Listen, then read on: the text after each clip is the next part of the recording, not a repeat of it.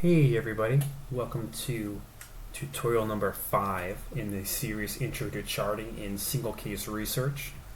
We're picking up from our last tutorial where we styled our axes and our chart title, and we left the styling of the individual data series left to do. Before we go any farther, we could add in some more meaningful text to our plot, and we could do it just by double clicking in these areas. And if you double click real fast, it'll pick it all, and we'll just give a name. We'll just give this a general title like reversal design example for some miscellaneous behavior.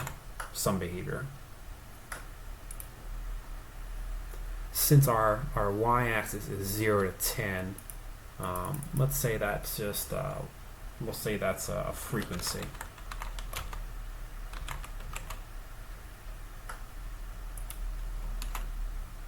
And then for our axis title, that could be our day, like something per day, but let's just say session, like a session number.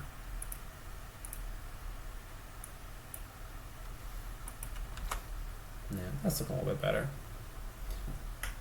Before we move any further, we'll talk about selecting an individual type of data. When we pick a whole set of data, for this one, this would be like me picking all the baseline. We'll see all of these points be highlighted in a way. You want to make sure you don't accidentally really overclick on a certain point, because sometimes Excel can interpret that as you just wanting to pick this one point. And you don't really want to do that, because if you're trying to change how something looks and only one is selected, you really only got to change that one point. So what we're going to do is we're going to pick the line in between points, because generally Excel tends to interpret that as you wanting to fiddle with everything that line touches. Now once we have that selected, we're going to format that data series. And we'll see on the side over here, we have our paintbrush, or I'm sorry, our paint can. And it has two sides in here. It has things we could do for lines and markers. And for now, let's start with the markers. In our example from before, it was empty squares for baseline and filled squares for treatment. So we're going to tell Excel that for our markers, we want to tell Excel we don't want this circle, we want a square. And let's increase that size to 7 so it's a little bit more readable. And then we tell Excel that we want to have a specific color we want to fill it with. We don't want to fill it with blue. We want to fill this one with white. I'm going to pick our color. Now, it can't be totally white. We want to tell Excel that we want to give it a specific solid color border. So we'll hit solid line and we'll pick black. And we see here that we have our black unfilled square here. Now we have to address the lines separately, because right now, we'll go back to our paint can, all we really did was change the marker. Now for the line, we just click on line and we tell Excel that we have a solid color that we want to modify. So we'll click solid line and we'll click on black.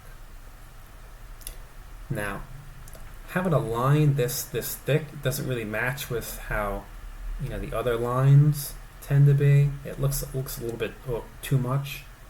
So we're going to drop this width to 1. It looks a little bit more consistent with how the other lines are drawn there. Now we're going to do almost the exact same thing to the treatment data. So we're going to click on a line, select all the treatment data, we're going to format it, and then we're going to go into the marker, and we'll tell Excel we have a specific marker we want. We want the square. We want to increase that size to 7. We want to fill it, but this time not with a white fill. We want to fill it with a black fill. And then for the border, we have a specific color we want to give it. We want to give it black.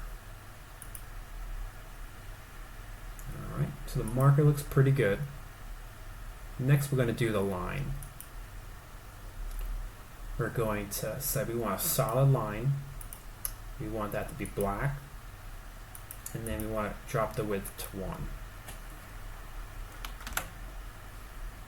So right now what we're seeing is there's a little bit more of a contrast here, and it looks a little bit simpler, but we're still missing things like phase lines and these labels up here. And in the next tutorial we're going to go over a method for adding those phase lines in a way that they move along with the data, and they're not something you have to constantly kind of drag and drop where you think they should be. But we'll save that for the next tutorial. In the meantime, keep an eye on the website, subscribe to the channel, and we'll see you guys in the next video.